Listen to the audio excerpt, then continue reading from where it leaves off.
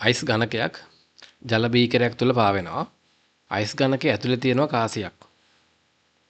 අපෙන් අහන්නේ කාලය ගත වෙද්දී මේ ජල බීකරේ ජල මට්ටම වෙනස් වෙන්නේ කොහොමද කියලා.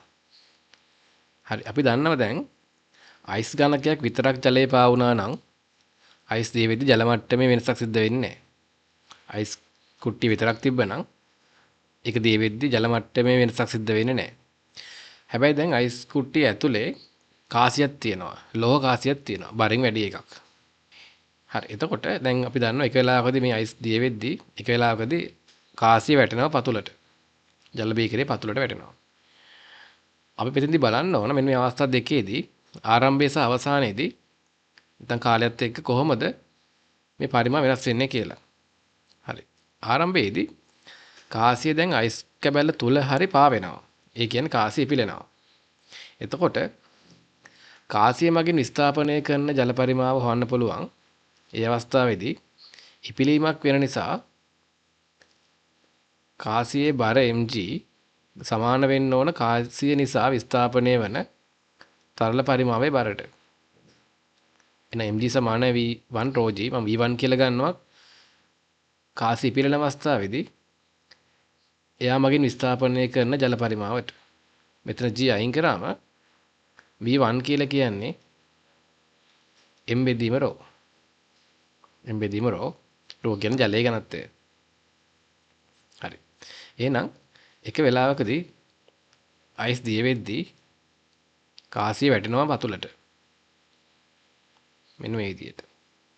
හරි. මෙන්න මේ වෙලාවේදී විස්ථාපන ජල පරිමාව වෙන්නේ කාසියේ සත්‍ය පරිමාවට සමාන ජල පරිමාවක් තමයි විස්ථාපනය වෙන්නේ. එතකොට අපිට පුළුවන් මෙතනදී කාසියේ පරිමාව හොයාගන්න.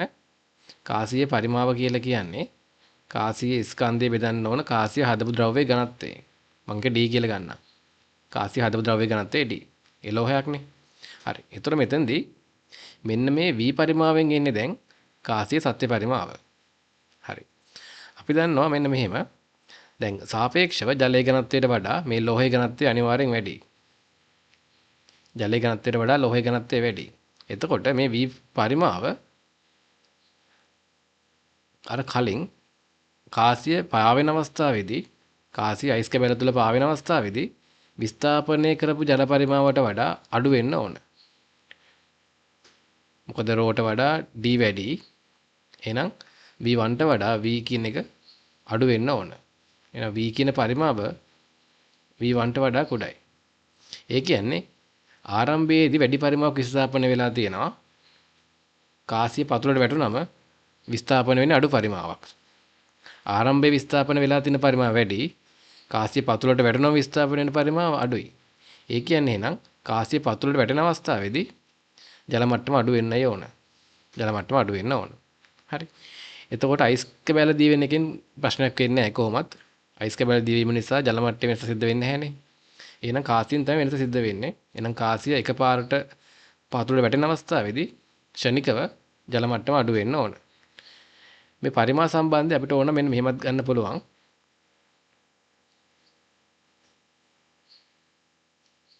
හරි. එතකොට හිතන්න දැන් කාසිය ඉපිලෙන අවස්ථාවේදී mg සමාන වෙනවා v1 ρg වලට.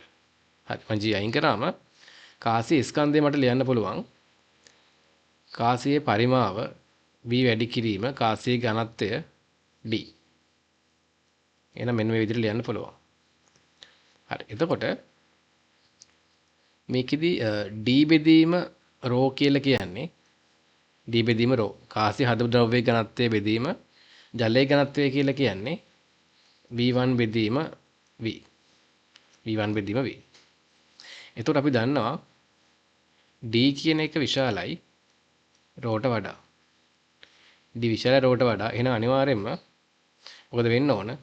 V1 අගය V ට වඩා විශාල වෙන්න ඕන. D අගේ රට වඩා විශාල නම් V1 කියන අගේ V ට වඩා විශාල වෙන්න ඕන. ඒ කියන්නේ ආරම්භයේ විස්ථාපන වෙලා තියෙන පරිමාව වැඩි. කාසිය පිළින අවස්ථාවේදී විස්ථාපන වෙලා තියෙන පරිමාව වැඩි. කාසිය සත්‍ය පරිමාවට වඩා. හරි. එහෙනම් අයිස් දිය වෙලා කාසිය පහළට වැටෙද්දී ජල මට්ටම ක්ෂණිකව අඩු වෙන්න ඕන. ඒතකොට නිවැරදි පිළිතුරු විදියට අපිට පළවෙනි පිළිතුර ගන්න පුළුවන්.